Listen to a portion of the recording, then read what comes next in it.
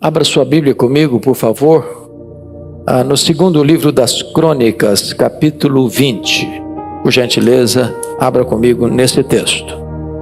Está escrito: depois disto, os filhos de Moabe e os filhos de Amon, com alguns dos meunitas, vieram à peleja contra Josafá. Então vieram alguns que avisaram a Josafá, dizendo: grande multidão vem contra ti da além do mar e da Síria. Eis que já estão em Hazazon Tamar, que é em Gedi. Então Josafá teve medo e se pôs a buscar ao Senhor, e apregou o jejum em todo Judá. Judá se congregou para pedir socorro ao Senhor. Também de todas as cidades de Judá veio gente para buscar ao Senhor. Pôs-se Josafá em pé na congregação de Judá e de Jerusalém, na casa do Senhor, diante do pátio novo, e disse: ah, Senhor, Deus de nossos pais, porventura não és tu Deus nos céus? Não és tu que dominas sobre todos os reinos dos povos? Na tua mão está a força e o poder, e não há quem te possa resistir. Porventura, ó nosso Deus, não lançaste fora os moradores desta terra de diante do teu povo de Israel, e não a deste para sempre à posteridade de Abraão teu amigo? Habitaram nela e nela edificaram um santuário ao teu nome, dizendo: se algum mal nos sobrevier, espada por castigo, peste ou fome, nós nos apresentaremos diante desta casa e diante de ti, pois o teu nome está nesta casa, e clamaremos a ti na nossa angústia, e tu nos ouvirás e livrarás. Agora, pois, eis que os filhos de Amon e de Moabe, os do monte Seir, cujas terras não permitiste a Israel invadir quando vinham da terra do Egito, mas deles se desviaram e não os destruíram, eis que nos dão o pago, vindo para lançar-nos fora da tua possessão, que nos deste em herança. Ah, nosso Deus, acaso não executarás tu teu julgamento contra eles? Porque em nós não há força para resistirmos a essa grande multidão que vem contra nós, e não sabemos nós o que fazer. Porém os nossos olhos estão postos em ti. Todo Judá estava em pé diante do Senhor, como também as suas crianças, as suas mulheres e os seus filhos. Então veio o Espírito do Senhor no meio da congregação sobre Jaziel, filho de Zacarias, filho de Benaia, filho de Jeiel, filho de Matanias, levita dos filhos de Asaf, e disse: dai ouvidos todo Judá, e vós moradores de Jerusalém, e tu, ó rei Josafá, ao que vos diz o Senhor: não temais, nem vos assusteis por causa desta grande multidão, pois a peleja não é vossa, mas de Deus. Amanhã descereis contra eles, eis que sobem pela ladeira de Ziz, encontrá-los eis no fim do vale, defronte do deserto de Jeruel. Neste encontro não tereis de pelejar, tomai posição, ficai parados, e vede o salvamento que o Senhor vos dará, ó Judá e Jerusalém. Não temais, nem vos assusteis, amanhã saí-lhes ao encontro, porque o Senhor é convosco. Então Josafá se prostrou com o rosto em terra, e todo Judá e os moradores de Jerusalém também se prostraram perante o Senhor e o adoraram. Dispuseram-se os levitas dos filhos dos coatitas e dos coreitas para louvarem ao Senhor Deus de Israel em voz alta sobremaneira. Pela manhã cedo se levantaram e saíram ao deserto de Tecoa. Ao saírem eles, pôs-se Josafá em pé e disse: ouvi-me, ó Judá, e vós, moradores de Jerusalém, crede no Senhor vosso Deus e estareis seguros. Crede nos seus profetas e prosperareis.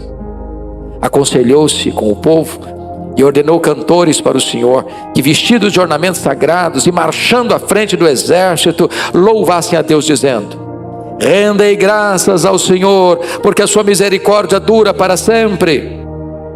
Tendo eles começado a cantar e a dar louvores, pôs o Senhor emboscada contra os filhos de Amon e de Moabe e os do monte Seir, que vieram contra Judá, e foram desbaratados. Porque os filhos de Amon e de Moabe se levantaram contra os moradores do monte Seir para os destruir e exterminar. E tendo eles dado cabo dos moradores de Seir, ajudaram uns aos outros a destruir-se. Tendo Judá chegado ao alto que olha para o deserto, procurou ver a multidão, e eis que eram corpos mortos que jaziam em terra sem nenhum sobrevivente. Vieram Josafá e o seu povo para saquear os despojos e acharam entre os cadáveres riquezas em abundância e objetos preciosos. Tomaram para si mais do que podiam levar e 3 dias saquearam o despojo, porque era muito. Ao 4º dia, se ajuntaram no vale de bênção, onde louvaram o Senhor. Por isso chamaram aquele lugar de Vale de Bênção até o dia de hoje. Então voltaram todos os homens de Judá e de Jerusalém, e Josafá à frente deles, e tornaram para Jerusalém com alegria, porque o Senhor os alegrara com a vitória sobre os seus inimigos. Vieram para Jerusalém com alaúdes, harpas e trombetas para a casa do Senhor. Veio da parte de Deus o terror sobre todos os reinos daquelas terras, quando ouviram que o Senhor havia pelejado contra os inimigos de Israel. Assim, o reino de Josafá teve paz, porque Deus lhe dera repouso por todos os lados. Amém? Você pode repetir em voz alta comigo o verso 12, por gentileza? Vamos juntos?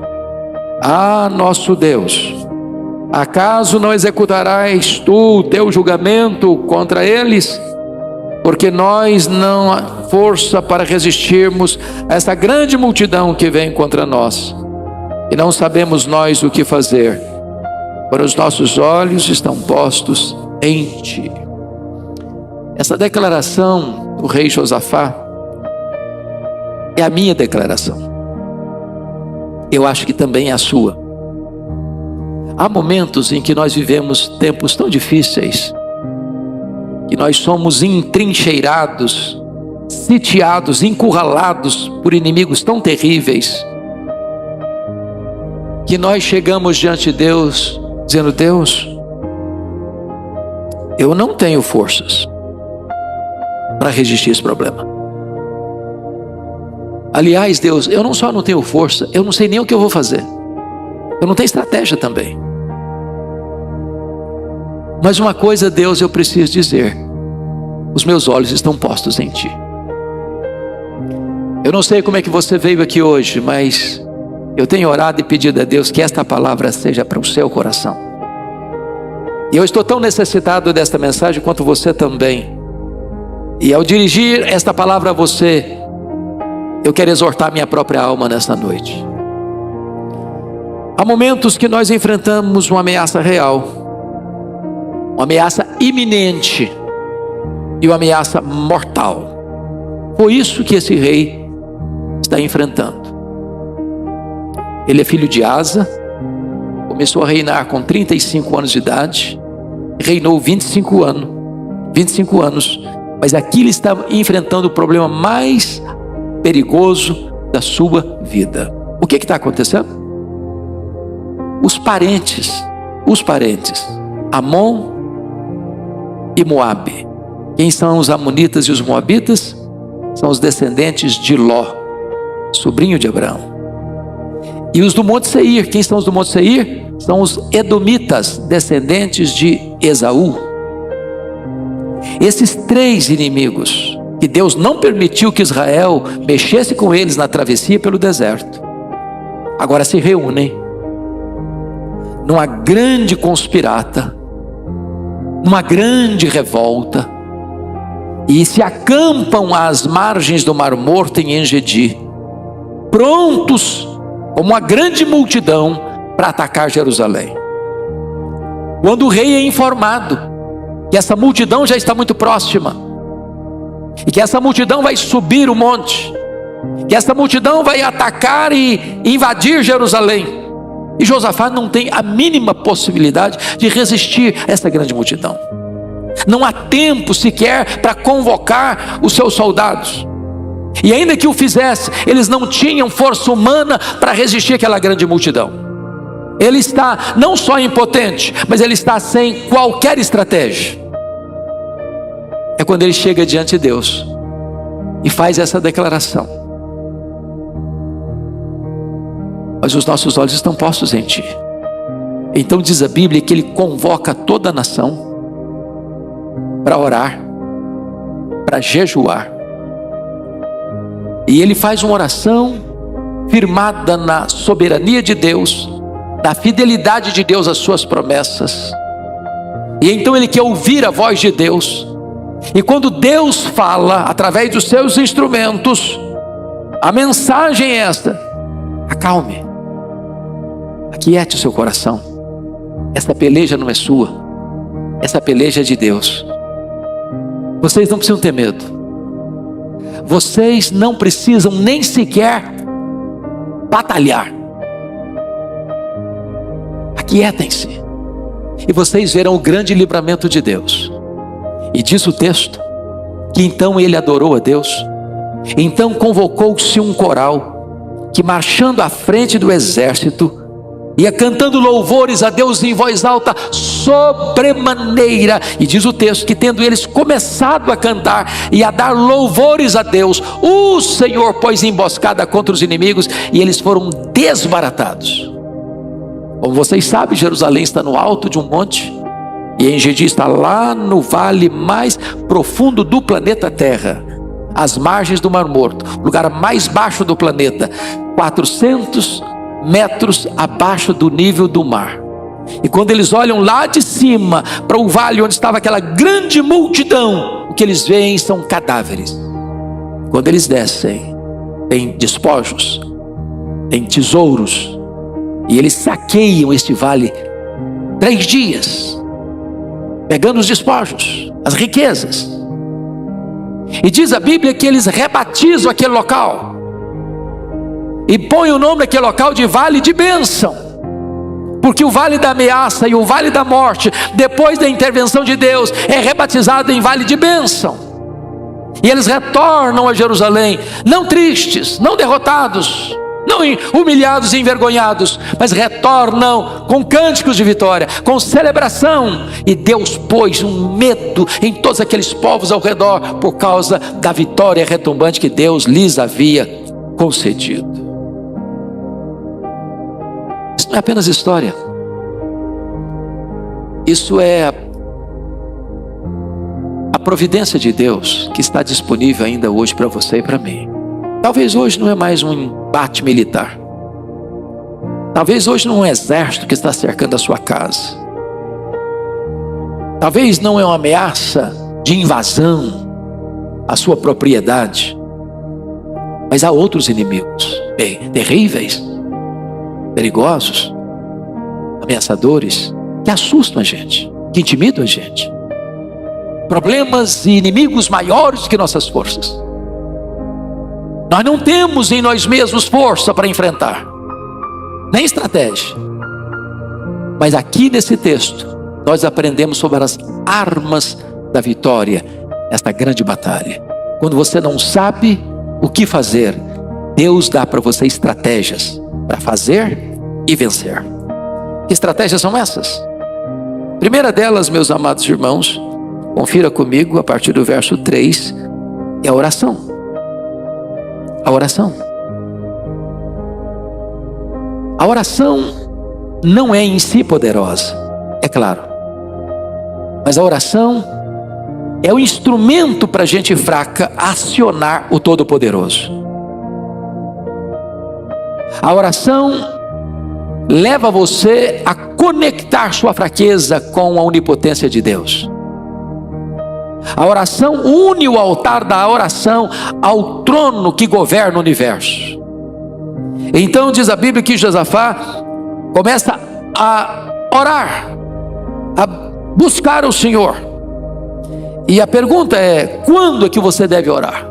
Você deve orar quando o inimigo ataca você. E ele ataca você todo dia, em todo lugar, em todas as circunstâncias. Ele ataca você. E quando você deve orar? E quando você está com medo. Diz o versículo 3 que Josafá teve medo. Josafá é um rei, ele é muito rico, ele é muito poderoso, mas ele teve medo. Você tem medo também? Tem hora que você tem medo também? Você lida com problemas na sua vida, na sua casa, e você diz: meu Deus, eu não sei o que fazer, eu vou fazer, eu não sei como fazer, esse problema eu não sei resolver, esse problema é muito maior do que eu tenho capacidade de resolver. E às vezes você se vê ameaçado e você tem medo. E Josafá teve medo. E quando você tem medo, você precisa buscar o Senhor. Agora notem, o medo não o afastou de Deus, o medo o empurrou para Deus. Terceiro, quando você deve orar? Você deve orar quando você não sabe o que fazer. Porque às vezes quando a gente sabe o que fazer, a gente toma as medidas na nossa mão. Nós sabemos, nós fazemos, nós somos capacitados, nós estamos equipados, eu sei o que eu vou fazer. E às vezes nós achamos que nós temos nas mãos todas as ferramentas necessárias. Este homem não tem ferramentas, não tem elemento humano, não tem poder, não tem estratégia. Ele está completamente à mercê da circunstância adversa. E nessa hora, ele ora. Ele ora. E se você perceber, ele faz duas confissões: sentimento de fraqueza, não em nós força; sentimento de incapacidade, não sabemos o que fazer. Mas ele tem sentimento de confiança em Deus, pois os nossos olhos estão postos em Ti. Talvez você pudesse perguntar de novo ao texto. Nós falamos por que orar. Agora a pergunta é: como orar? Como orar nestas horas? E o versículo 3 nos ensina que nós devemos orar com jejum. Tem hora, irmãos, que a batalha é mais renhida. E tem batalha na vida que você é compelido a jejuar. Você se abster dos melhores prazeres da vida, para você se recolher e declarar para Deus: Deus, ou o Senhor age, ou eu pereço. Ou o Senhor se manifesta, ou eu vou sucumbir. Ou o Senhor manifesta o teu poder, ou não tem escapatória. Esta é uma disciplina cristã que tem sido esquecida na nossa geração. Mas há nós na nossa vida que não vão ser desatados, a não ser que nós oremos e jejuemos. Há batalhas em nossa vida que não serão vencidas, a não ser que nós oremos e jejuemos. Quando os discípulos de Jesus estavam fracassados diante de uma multidão e impotentes para resolver um problema de um pai aflito, eles disseram: mas por que nós não podemos? E Jesus disse: essa casta só sai com oração e jejum. Tem hora que é necessário jejuar. Mas como orar? Nós devemos orar também em conjunto. Olha o versículo 4 comigo. Judá congregou para pedir socorro ao Senhor. Também de todas as cidades de Judá veio gente para buscar o Senhor. Tem hora que a oração é entrar no quarto, fechar a porta e só você com Deus. Mas tem hora que a oração precisa ser uma oração coletiva, da Assembleia dos Santos, de uma convocação da igreja, para toda a igreja orar. Tem causa, meus irmãos, que não afeta apenas a nossa vida, afeta a vida de todos, de todos, de todos. E nessa hora, toda a comunidade precisa sentir o mesmo peso, precisa sentir a mesma urgência, precisa sentir a mesma necessidade e buscar a Deus em oração. Mas como nós devemos orar ainda? O texto nos ensina. Se você ler o verso 5 até o verso 11, o rei Josafá está orando. E ao orar, ele menciona duas coisas acerca de Deus. Primeiro, ele mostra que Deus é soberano. Sabe o que significa isso? Quando a gente passa por um problema e nós não sabemos o que fazer, e nós não temos força, e nós não temos estratégia, nessa hora você precisa entender uma coisa: que o seu Deus continua no trono. O seu Deus não perdeu o controle. O seu Deus não conhece impossibilidades. O seu Deus não tem problema para ele insolúvel. O seu Deus pode entrar na história e reverter a situação, e mudar o placar do jogo, e virar a mesa, e fazer um grande milagre, onde você só vê tragédia. Deus é soberano. Louvado seja o Senhor. Ele é Deus nos céus. Ele domina sobre todos os reinos dos povos, e na sua mão está a força e o poder, e não há quem possa resisti-lo, disse o rei Josafá. Mas há uma segunda coisa que ele faz aqui. Além de reconhecer a soberania de Deus, ele reconhece a fidelidade de Deus às suas promessas. Orar vitoriosamente é lembrar a Deus o que Deus prometeu a você. Sabe por quê? Porque Deus é avalista da sua palavra. Deus está empenhado em cumprir o que Ele prometeu, e nenhuma das promessas de Deus pode cair por terra. Olha o que Ele vai dizer no versículo de número 9. Ele está citando o que Deus havia dito: se algum mal nos sobrevier, espada por castigo, peste ou fome, nós nos apresentaremos diante desta casa e diante de ti, pois o teu nome está nesta casa. Clamaremos a ti em nossa angústia, e tu nos ouvirás e livrarás. Isso havia sido promessa de Deus. Quando aquela casa foi levantada, quando aquele templo foi consagrado, Deus fez essa promessa, e Ele está reivindicando o cumprimento dessa promessa. Nenhuma das promessas de Deus cai por terra. Promessa de Deus e realidade são a mesma coisa, porque Deus é o avalista da sua própria palavra. Mas, amados irmãos, agora tem uma outra coisa que esse texto nos ensina. Primeiramente, o que nós vamos fazer quando nós não sabemos o que fazer é orar. A segunda coisa é ouvir a palavra de Deus. Versos 13 a 17, você percebe que todo Judá estava em pé diante do Senhor. Quem que estava em pé diante do Senhor? Os homens, as crianças e as mulheres, ou seja, toda a família, toda a congregação. E aí você vai notar que no verso 14, veio o Espírito do Senhor no meio da congregação sobre Jaziel. Ele é o homem de Deus, é o homem da palavra. Ele vai receber a instrução de Deus, vai receber a palavra de Deus. E quando ele recebe a palavra de Deus, versículo 15 diz: dai ouvidos, todo Judá, dai ouvidos. Ou seja, não adianta a palavra de Deus vir se eu não der ouvidos. Deus fala, mas é preciso ouvir. Dai ouvidos.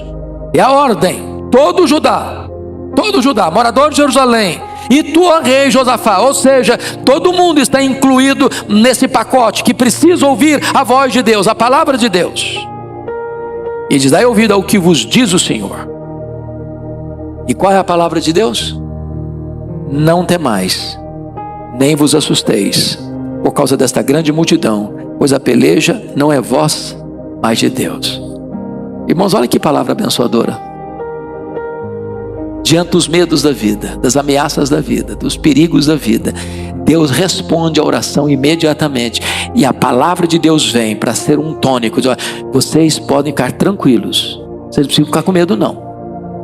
Não fiquem com medo. Não fiquem com medo, porque esta peleja não é de vocês, essa peleja é minha. Essa guerra não é contra vocês, é contra mim. Então fiquem tranquilos, fiquem parados, e vocês vão ver o grande livramento de Deus.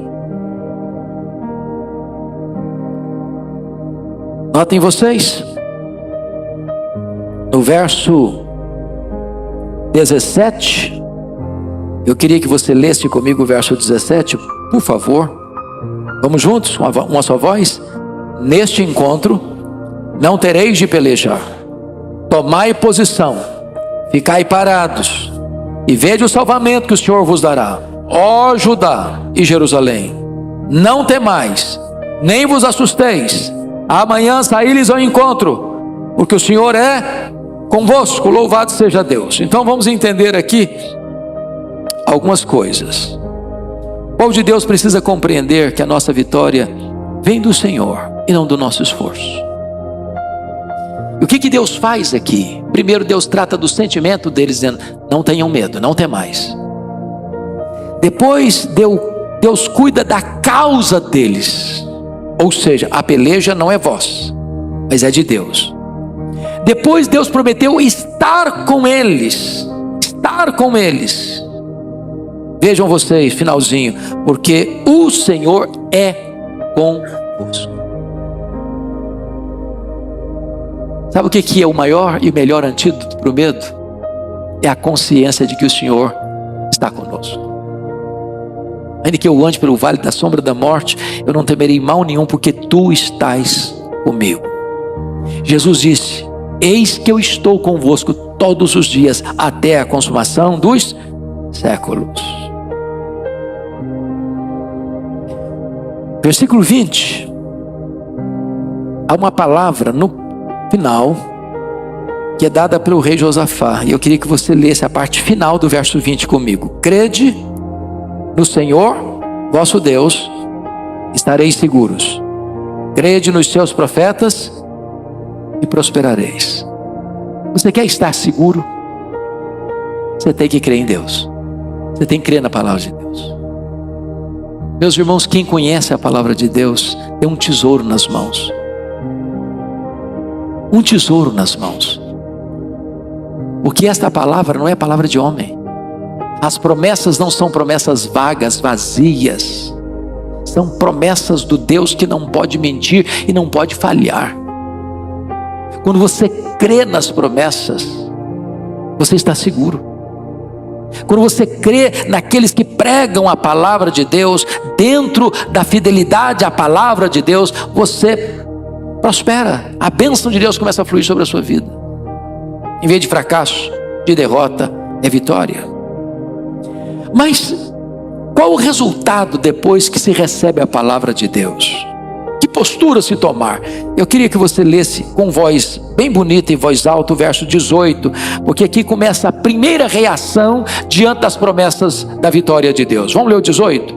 Então Josafá se prostrou com o rosto em terra, e todo o Judá e os moradores de Jerusalém se prostraram perante o Senhor e o adoraram. Então vamos entender uma coisa aqui. Há uma diferença entre você adorar a Deus e você dar graças a Deus.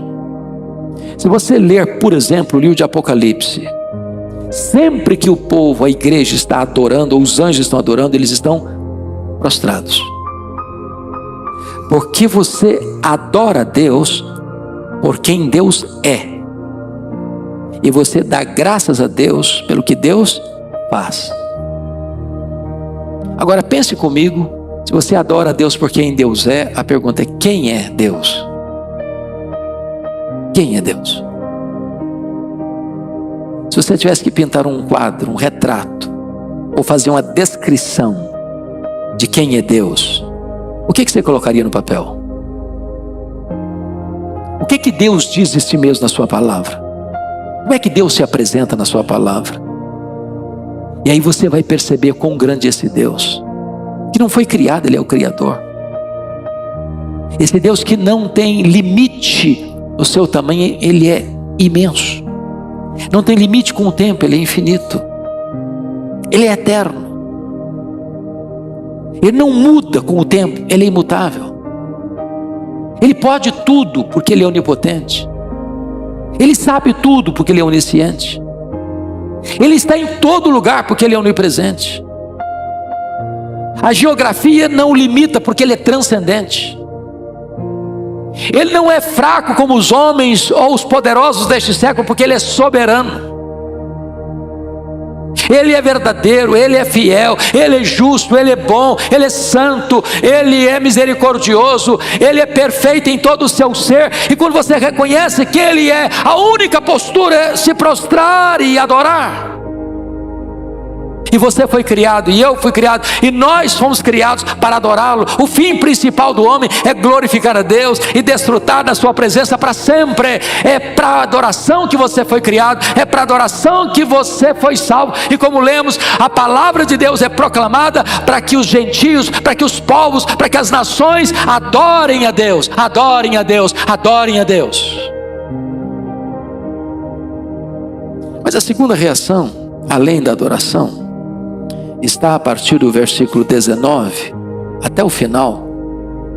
É o louvor. É o louvor. E notem vocês que eles se prostram para adorar e eles se levantam para louvar. Agora você vai proclamar os feitos de Deus. Eu queria chamar a sua atenção para os versos 18 a 21, porque aqui tem algumas verdades que eu quero destacar. Primeiro, o louvor é arma de guerra. O louvor é arma de guerra. Veja comigo, por gentileza, o que ele vai descrever no versículo de número 20. Você pode ler comigo? Pela manhã cedo, se levantaram e saíram ao deserto de Tecoa. Ao saírem eles, pôs-se Josafá em pé e disse: ouvi-me, ó Judá, e vós, moradores de Jerusalém, crede no Senhor vosso Deus, estareis seguros. Crede nos seus profetas e prosperareis. Versículo 21. Aconselhou-se com o povo e ordenou cantores para o Senhor, que vestidos de ornamentos sagrados e marchando à frente do exército, louvassem a Deus, dizendo: rendei graças ao Senhor, porque a sua misericórdia dura para sempre. É quase incompreensível isso, do ponto de vista de estratégia de guerra. Porque uma estratégia de guerra seria colocar um exército blindado, as armas mais poderosas, os homens mais treinados para o enfrentamento, para o combate, para a conflagração, para a guerra. Mas quando ele coloca o louvor dos cantores à frente, ele está dizendo o seguinte: o louvor é arma de guerra. Às vezes nós somos levados a pensar que você louva depois que a guerra foi ganha, que a vitória foi declarada, que o problema foi resolvido, que o inimigo foi derrotado. Mas aqueles estão louvando a Deus não depois da vitória, mas antes da vitória e para alcançar a vitória. Isso é algo maravilhoso, porque versículo 22, você pode ler comigo 22, aqui está a chave do assunto. Vamos ler juntos em voz alta? Tendo eles começado a cantar e a dar louvores, pôs o Senhor emboscada contra os filhos de Amon e de Moabe, e os do monte Seir, que vieram contra Judá, e foram desbaratados. Aqui o louvor então não é consequência da vitória, o louvor aqui é a causa da vitória. De certa forma, meus irmãos, o louvor nos põe acima das circunstâncias adversas. Porque notem, eles não estão cantando depois que olharam de cima e viram lá no vale os cadáveres. Eles estão cantando antes de olhar para o vale. Eles estão cantando louvores a Deus pela fé, entendendo que o que Deus prometeu, Ele vai cumprir. E talvez na sua jornada de vida você tenha se queixado de tantas coisas, da sua vida, do seu casamento, da sua família, da sua saúde, das suas finanças, do seu emprego, da sua escola. E eu queria encorajar você a começar a louvar a Deus por aquilo que hoje tem sido motivo da sua murmuração. E quem sabe Deus vai revolucionar essas áreas da sua vida. E você vai perceber que aquilo que você nunca conseguiu e que você nunca teve força e nunca teve estratégia para resolver, quando você começar a louvar a Deus, Deus vai colocar cada coisa no seu devido lugar e mostrar a você o seu poder e a sua gloriosa vitória. Deus muda o cenário. Me permita ilustrar isso de uma maneira que mexeu comigo um dia. Eu era pastor em Bragança Paulista, começando meu pastorado. E eu tive naquele ano de 1982, 2 golpes muito profundos na vida. O assassinato do meu irmão, no dia 2 de agosto, e o falecimento do meu pai, no mesmo ano, no dia 1º de dezembro. E eu tinha ido visitar meu pai. Ele estava internado, e eu fiz aquela pergunta que todo coração angustiado faz, mas a gente já sabe a resposta. Perguntei para o doutor: doutor, na sua visão, qual a perspectiva de vida do meu pai? Ele disse: olha, eu não tenho essa resposta. Essa resposta não me compete. Seu pai pode ir a óbito em uma semana, como seu pai pode ser curado e viver mais anos e anos. E aquele zelo de pastor que não quer ficar longe do rebanho, não pode ficar longe do rebanho, deu um beijo no meu pai e disse: papai, Deus te abençoe, eu estou indo embora então, voltar ao meu trabalho. Peguei um avião, Cheguei em Bragança, bem cheguei, telefonema, seu pai faleceu. E eu fiquei com o coração pesado, puxa vida, como eu não sabia, podia ter ficado do lado dele.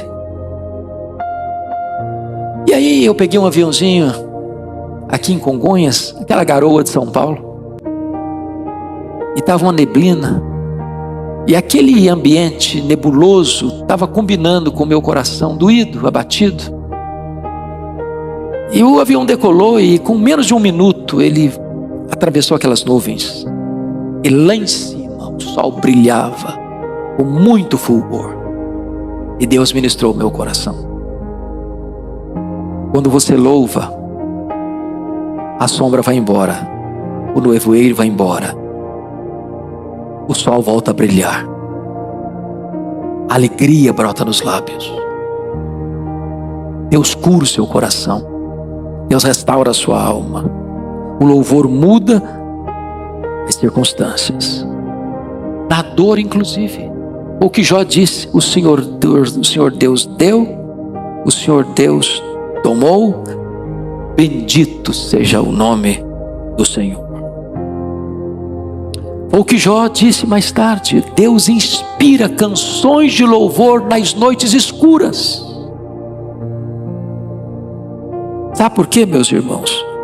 Porque o louvor aciona o braço de Deus, tendo eles começado a cantar e a dar louvores, pois o Senhor emboscada, não foram eles não, o Senhor pôs emboscada, o Senhor é quem venceu, é o Senhor que entrou no campo, é o Senhor que acionou as armas, é o Senhor quem os derrotou.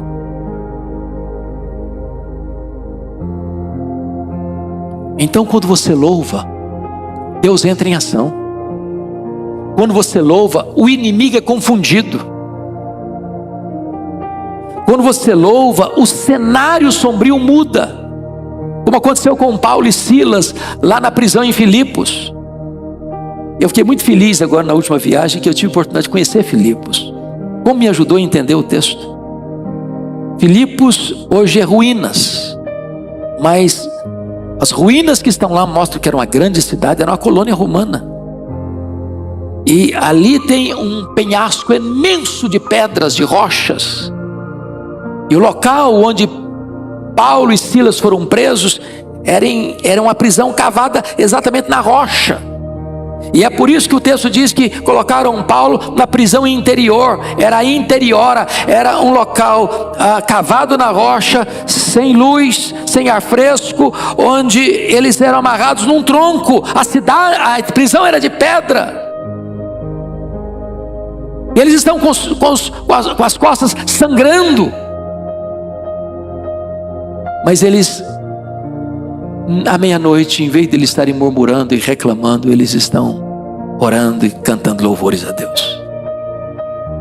E porque eles estão cantando e louvando, trazendo louvores a Deus, o Senhor mexe com as estruturas da prisão. A prisão se abre. O carcereiro se converte com a sua família. E aquilo que parecia uma tragédia é o começo de uma grande igreja que vai se tornar a igreja mais parceira de Paulo em todo o seu ministério. Talvez hoje você olhe para a cena e diz: meu Deus, não vejo saída aqui. E aquilo pode ser a grande vitória de Deus na sua vida. Então, o louvor é a causa da vitória. O louvor não é apenas consequência da vitória, é a causa da vitória. Eu não sei que luta você está passando hoje, mas é minha palavra para você e para mim hoje: não espere brotar no céu arco-íris para louvar. Louve a Deus na tempestade. Não espere o vendaval da sua família passar para você louvar. Louve para o vendaval passar. Não espere os inimigos que espreitam você caírem para você louvar. Louve para os inimigos caírem e serem derrotados.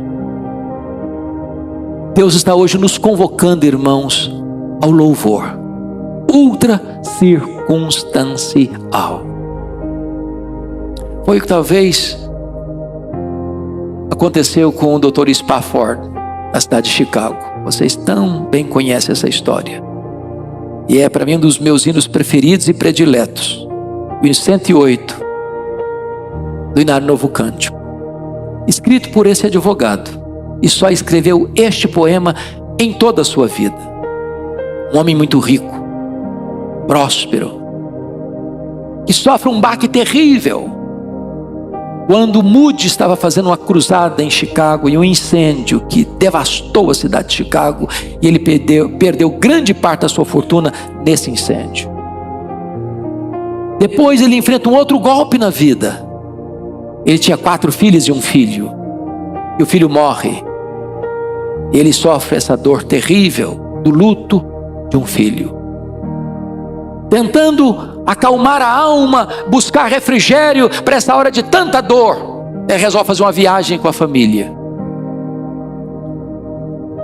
E na véspera da viagem, ele não consegue embarcar com a sua esposa e com as suas 4 filhas, com negócios que tinha para resolver em Chicago. E aí embarcou a esposa e as 4 filhas, com um compromisso de na semana seguinte viajar para o encontro, encontrar-se com elas. Mas naquela viagem acontece uma tragédia. Aquele navio naufraga e as 4 filhas morrem no acidente.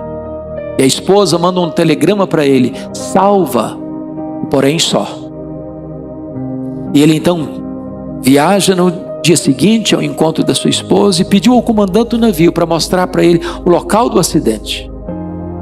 E quando ele viu o local onde as suas filhas foram engolidas pelas águas, o Deus que inspira canções de louvor nas noites escuras botou no coração dele esta canção: se paz a mais doce me deres gozar, se dor a mais forte sofrer, ó seja onde for, tu me fazes saber que feliz com Jesus sempre sou feliz com Jesus, meu Senhor.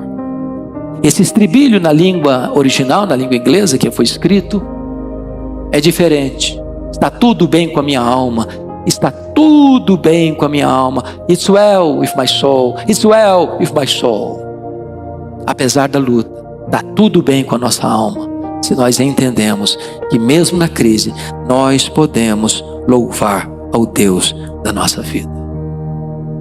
Eu quero concluir dizendo que o louvor não apenas nos traz a vitória de forma rápida, mas o louvor reverte a situação.